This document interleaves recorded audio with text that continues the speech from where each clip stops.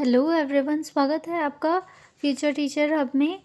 आज के इस वीडियो में हम एक बहुत ही महत्वपूर्ण इम्पॉर्टेंट क्वेश्चन पढ़ने वाले हैं। आज का क्वेश्चन है हमारा, सामाजिक वेबसाइट किसे कहते हैं। शिक्षण हेतु किसी एक सामाजिक वेबसाइट का उदाहरण वर्णन कीजिए। इसे इंग्लिश में भी पढ़ते हैं।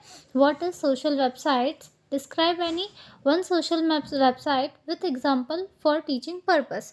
तो आज के इस वीडियो में हमें बताना है कि सामाजिक वेबसाइट क्या होती है और शिक्षण हेतु हम किसी एक सामाजिक वेबसाइट का किसका यूज़ करते हैं, इसे उदाहरण के साथ में हमें बताना है। तो ठीक है, सबसे पहले मैं एक सिंपल से सवाल के साथ इस टॉपिक को शुरू करना चाहूँगी। जब आप अपने फ्रेंड से ऑनलाइन बात करते हैं, फ़ोटो शेयर करते हैं या फिर वीडियो को देखते हैं, तो फिर वो कहाँ पर होता है? इसका आंसर सिंपल सा है, बहुत बेसिक सा है कि जब भी हम कोई ये काम करते हैं तो ये किसी भी एक सोशल वेबसाइट के ऊपर होता है। ठीक है, तो इसकी डेफिनेशन देखेंगे कि सामाजिक वेबसाइट होती क्या है।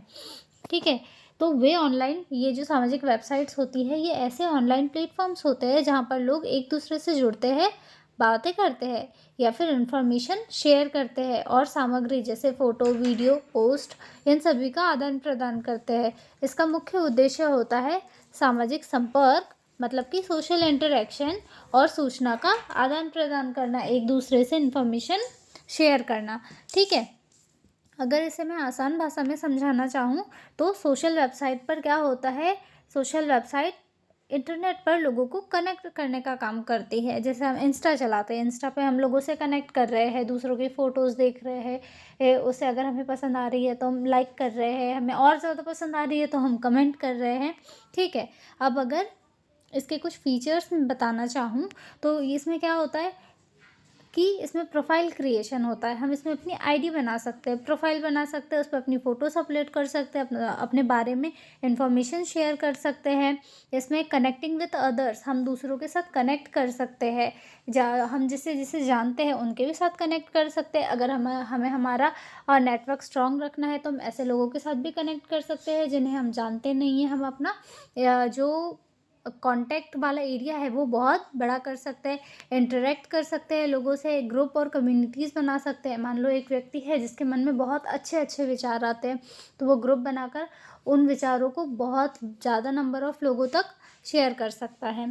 ठीक है, ये हमने देख लिया कि सामाजिक वेबसाइट क्या होती है। अब हम आगे देखेंगे कि सामाजिक वेबसाइट में किसी किसी एक सामाजिक वेबसाइट का शिक्षण में कैसे महत्वपूर्ण हो सकता है, कैसे वो हमारे लिए यूज़फुल हो सकती है टीचिंग के लिए।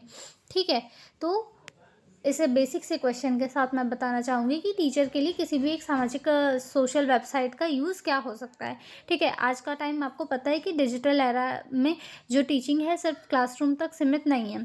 ठीक है, सिर्फ क्लासरूम तक लिमिटेड नहीं है, अब लर्निंग ऑनलाइन भी होती है। जैसे हम और आप इंटरेक्ट कर रहे हैं, यूट्यूब के ऊपर इंटरेक्ट कर रहे हैं, हमारा कोई फिजिकल सेटअप नहीं है कि जहाँ पे क्लास लगी हुई है और हम आप तक जो नॉलेज है वो डिलीवर कर रहे हैं। ऐसा कुछ भी नहीं है। यहाँ पर एक ऑनलाइन मोड है ये टीचिंग और लर्निंग का, जिसमें हम टीच कर रहे हैं और आप लर्न कर रहे हैं।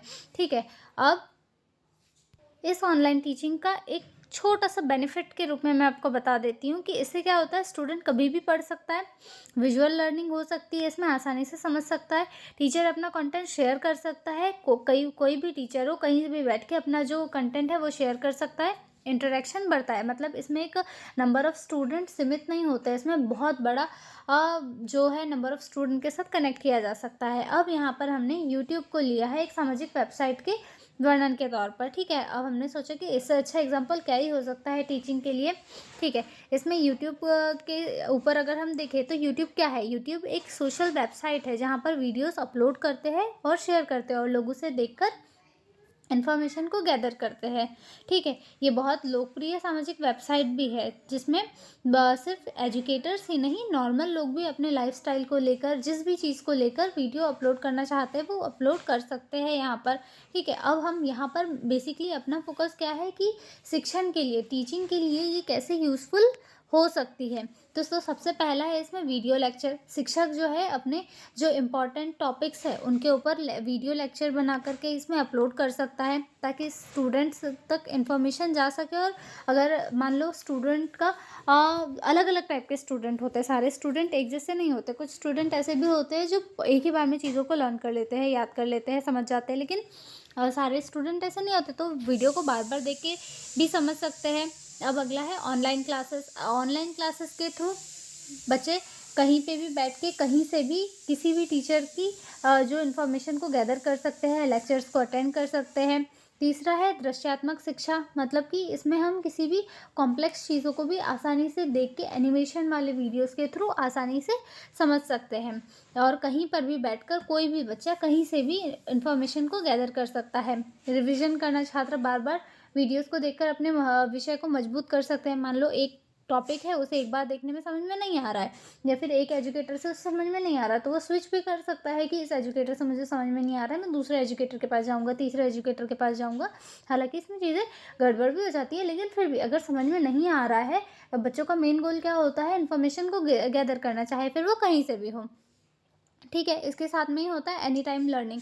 कभी भी आप बैठकर चीज़ों को पढ़ सकते हो, लर्न कर सकते हो, समझ सकते हो।